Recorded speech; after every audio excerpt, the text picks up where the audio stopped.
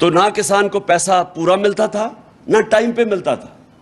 ہم نے قانون بدلا, ہم نے فائنز لیوی کیے کہ فوری طور پہ کسان کو پیسے دیں.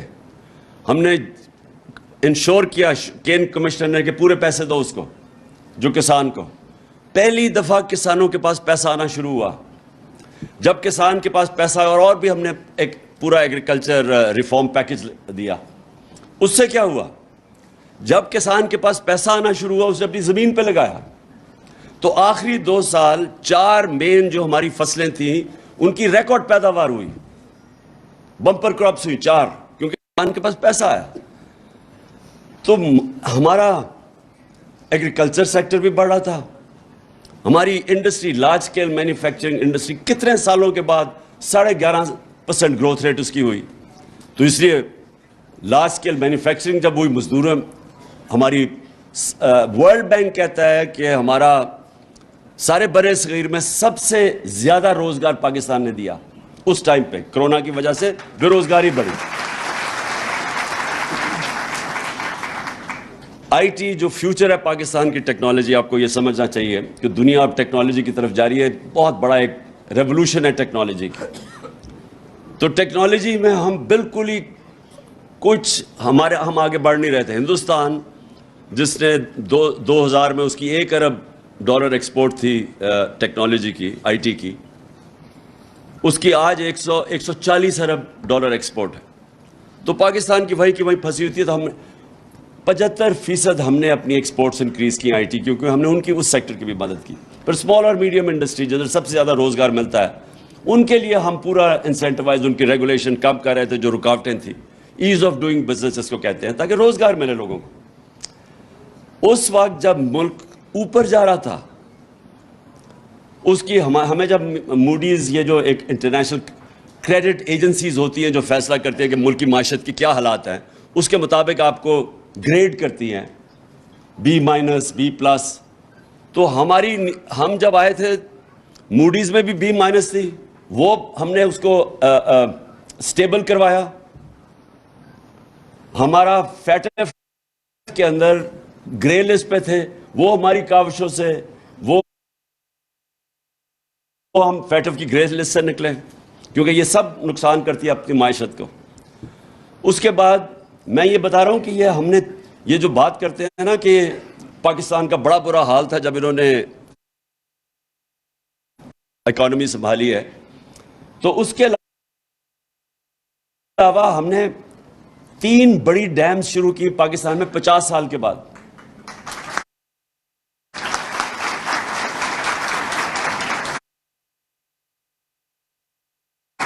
جن کو مجھے افسوس سے بھی کہنا پڑتا ہے کہ وہ سارا رک گیا کام, کیونکہ گورنمنٹ کی اب وابڈا کی جو ریٹنگ ہے وہ نیچے چلی گئی ہے. جب سے یہ آئے ہیں کریڈٹ ریٹنگ نیچے گئی ہے. اب باہر سے قرضے نہیں ملیں گے, تو وہ سارا جو ہم نے اتنی 50 سال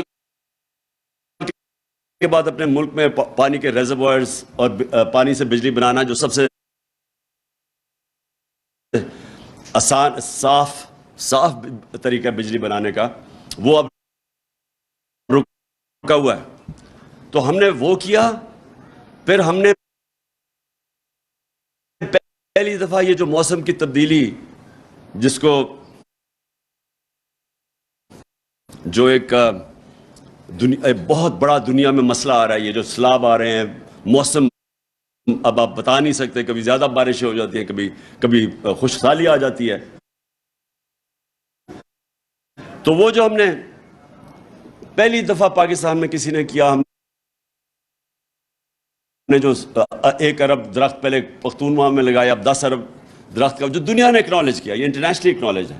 اس کے علاوہ میں صرف آپ کو بتانا چاہتا ہوں کہ یہ ملک سے کتنا بڑا جرم ہوا ہے کہ وہ جو گورنمنٹ یہ مشکل سے ملک کو نکال کے بینک ملک کو کرونا کے باوجود جو اوپر لے کے جا رہی تھی. اور پھر یہ بھی میں آپ کو ابھی بتا دوں, ہمارے اوپر 2 فائن ہوئے تھے, 2 کرپشن کیسز हुए थे एक कारके का, रेंटल पावर का, वो पाकिस्तान को 250 रुपए का फाइन हो चुका था। और फिर उससे भी बड़ा, जो सबसे बड़ा था रेकोडेक,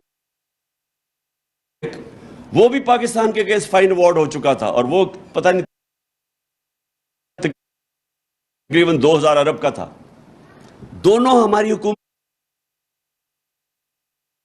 ने, हमने उनको रिजॉल्व किया।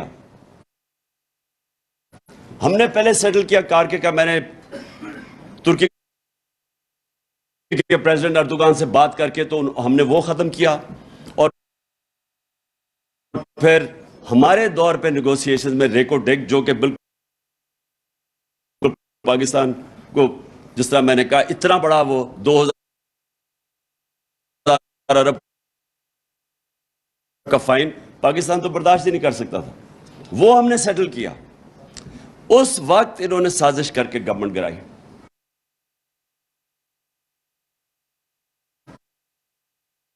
और गवर्नमेंट क्यों गिराई? इन्होंने कहा जी बहुत महंगाई हो गई है। महंगाई जनाब पाकिस्तान में, महंगाई मार्चेस कर दी, और पता नहीं वो 3-4 लॉन्ग मार्चेस कर दी महंगाई के ऊपर। महंगाई क्या थी? मैं बार बार कहता गया कि ये आलमी महंगाई है, सारी दुनिया के अंदर महंगाई आई हुई है, और उसके बावजूद पाकिस्तान दुनिया में सबसे सस्ता मुल्क था। हमने जो डीजल और पेट्रोल हमने नीचे रखा हुआ था। हम पहला मुल्क थे जिसने सब्सिडाइज किया। हमने और जगह से पैसे निकाले अपने डेवलपमेंट फंड से। हमने रिकॉर्ड टैक्स इकट्ठा किया, उस टैक्स से हमने उसको सब्सिडाइज, जो हमें फिगर्स दी हुई थी। हम भी आईएमएफ के प्रोग्राम में थे। ये कहते हैं ना जी आईएमएफ की वजह से सारे मसले हुए। हम तो आईएमएफ के साथ 2.5 साल थे, हम भी आईएमएफ के प्रोग्राम में थे। उसके बावजूद हमने पेट्रोल और डीजल सारे बड़े सगीर में सबसे सस्ता पाकिस्तान में था, हमने सब्सिडाइज किया हुआ था। हमने बिजली 16 रुपए यूनिट थी, हमने उसके ऊपर भी 5 रुपए सब्सिडी दी हुई थी। तो इन्होंने क्या किया? कहा कि जनाब ये महंगाई रोकने के लिए आए हैं। 50 साल में आज सबसे ज्यादा महंगाई है पिछले 5 महीनों में। 50 साल में इतनी महंगाई नहीं हुई। सारे महंगाई के रिकॉर्ड टूट गए हैं। और तो और छोटे जो सीधी आटा जो आम आदमी का, वो दुगनी हो गई है उसकी कीमत, 100 रुपए किलो से ऊपर चला गया। चावल दुगने हो गए हैं। जो पेट्रोल और डीजल हमारे जमाने में थे, अब तो आलमी मंडी में तेल नीचे आ चुका है। हमारे जमाने में 103 अरब से 110 पे गया है, वो नीचे आके अब वो आ गया $90 के ऊपर। उसके बावजूद 250 रुपए का लीटर हो गया डीजल, जो हर चीज मुतासर करता है, और पेट्रोल। और रुपया गिरना शुरू हुआ। जिस दिन इन्होंने अदम एतमाद की थी तो 178 रुपए का डॉलर था। आज पता नहीं कितने 240 पे जाके आप पता नहीं 230 पे या कितना भी है। तो मैं ये सवाल पूछता हूं कि ये किसने ये साजिश की, क्यों की, क्या मकसद था इसका? इससे क्या सबके सामने है कि अब पाकिस्तान को बजाय नुकसान हो रहे हैं कि पाकिस्तान की तो सारी मूडिंग्स की जो रेटिंग है, जो वो गिर के वो कौन सी चली गई? सी यानी सी जो कि यानी तकरीबन सबसे नीचे चली गई है। हमारे 5 बैंकों की रेटिंग्स नीचे चली गई है, इंटरनेशनल क्रेडिट रेटिंग्स। और फिर से मैंने कहा 50 साल में सबसे ज्यादा महंगाई है, और जो ग्रोथ रेट 6% पे थी, ये कह रहे हैं 2% पे, लोग कह रहे हैं उससे भी अब नीचे जाने वाली है। इंडस्ट्री जो कि फैसलाबाद के अंदर टेक्सटाइल के अंदर मजदूर नहीं मिल रहे थे, टेक्सटाइल के मजदूर नहीं मिल रहे थे फैसलाबाद में, बाहर से लेके आ रहे थे। आज वहां 20% इंडस्ट्री बंद हो गई है।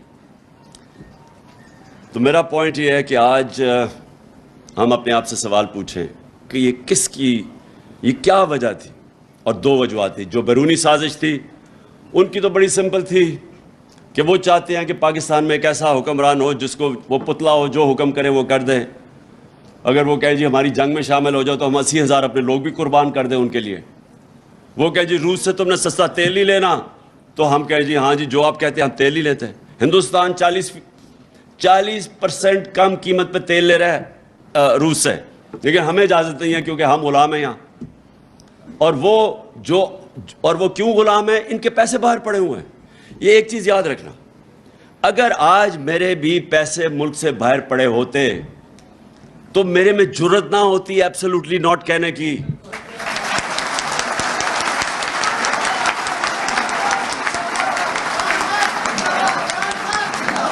کیونکہ وہ جب چاہے میرے پیسے ضبط کر سکتے ہیں.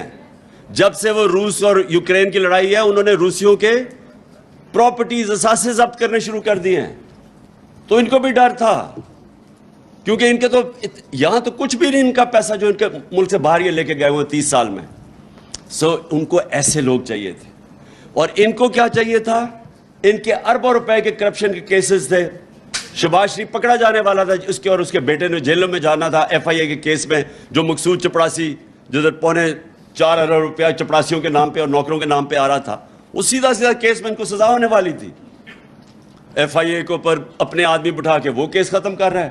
نیب کے اوپر اپنا آدمی اٹھا کے 1100 ارب روپے کے کیسز اب ختم ہو رہے ہیں. 200 کیسز ختم ہو چکے ہیں ان کے.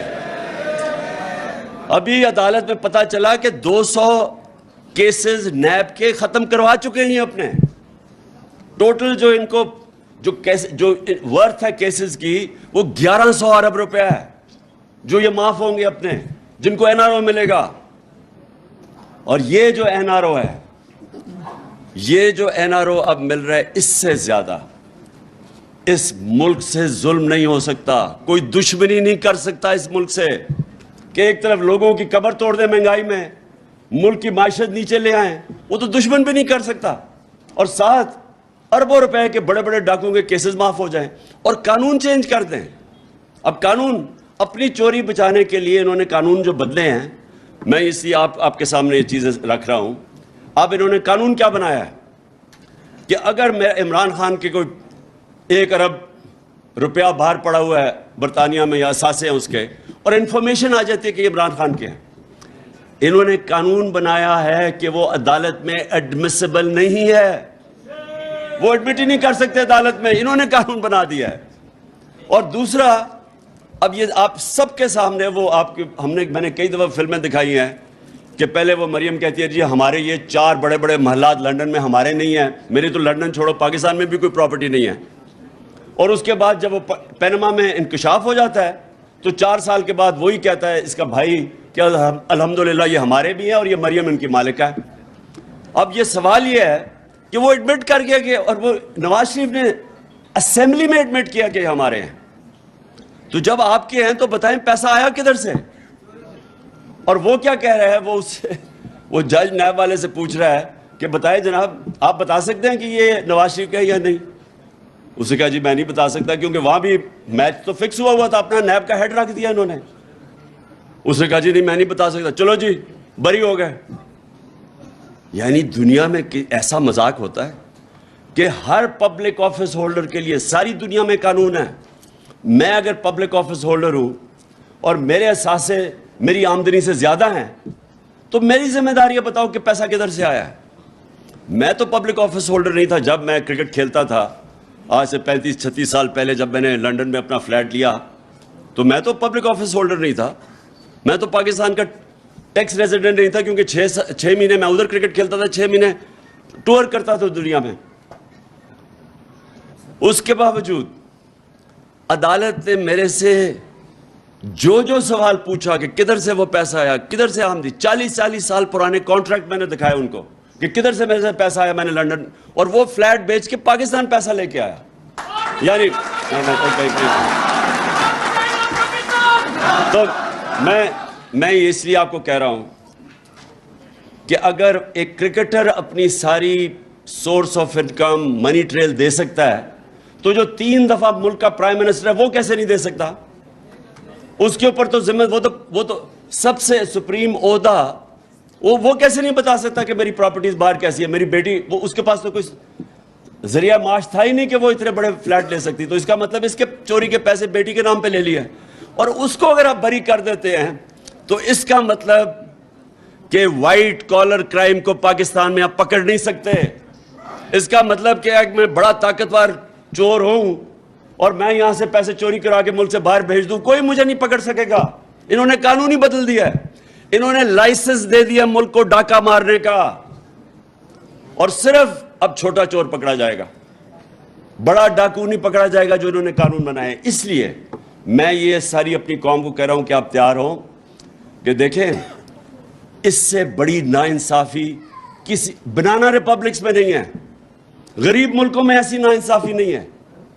کوئی کسی غریب ملک بھی 10 دفعہ سوچتے ہیں کہ اتنا شرمناک قانون ہم نہیں بنا سکتے کہ اب چوری کو اجازت دے دو, طاقتور کی چوری کو اجازت دے دو. اس لیے میں کال دے رہا ہوں اپنی قوم کو کہ یہ آپ نے, اگر آپ وہ اللہ کا فرمان ہے, جہاد ہے ظلم کے سامنے کھڑا ہونا اور ناانصافی کے. وہ حضرت علی رضی اللہ تعالیٰ کا قول ہے کہ کفر کا نظام چل جائے گا لیکن ناانصافی کا نظام نہیں چل سکتا, یہ نظام نہیں چل سکتا. تو میں اب آپ کو اچھا, اور سارے آپ یونینز کو میں صرف یہ کہنا چاہتا ہوں کہ دیکھیں اگر ملک میں روزگار ہوگا تو یونینز کے پاس بارگننگ پاور ہوگی نا. اگر بے روزگاری ہوگی جو یہاں بڑھتی جا رہی ہے, اب جب گروتھ ریٹ نیچے گر رہی ہے تو اس کا مطلب بے روزگاری بڑھتی جا رہی ہے. تو جب بے روزگاری اور بھوک ہوگی تو آپ کا تو سارا انفارمل سیکٹر میں آپ کا ورکر چلا جائے گا, وہ تو جو پیسے دے گا وہ اس کو لینے کے لیے تیار ہو جائے گا. تھوڑی اگر 25,000 منیمم ویج ہے تو وہ تو 10,000 پہ بھی کام کرے گا بھوکا آدمی. اس لیے اگر یہ معاشی اس بحران بڑھتا جائے گا تو اب سب افیکٹ ہیں اور مہنگائی بڑھتی جائے گی. اب اس مہنگائی کے اندر مجھے بتائیں, جو بجلی 16 روپے یونٹ ہمارے تھی, اب 36 روپے یونٹ آفیشیل ہے, ٹیکس لگا کے 50 روپے یونٹ پہ پہنچ گئی ہے. ابھی لوگوں کے پاس بجلی کے بل آئیں گے, بتائیں کون بجلی کا بل دے گا؟ جو تنخواہ دار طبقہ ہے وہ تو مارا گیا. سارا تنخواہ دار طبقہ آج اس مہنگائی میں مارا جا رہا ہے. اس لیے آپ نے سب نے, اچھا اگر برا وقت آتا تو چلو سارا ملک مل کے قربانیاں دے. یہ بڑے بڑے ڈاکو اپنے اربوں روپے کے کیسز معاف کروا رہے ہیں اور قوم کو کہہ رہے ہیں قربانی دو. اس ناانصافی کے خلاف میں آپ سب کو کال دوں گا. یہ ذرا حل سب آپ نے کھڑے ہو کے یہ میرے ساتھ حلف لینا ہے. ہاتھ کھڑا کر لیجیے گا. بسم اللہ الرحمن الرحیم. بسم اللہ الرحمن الرحیم.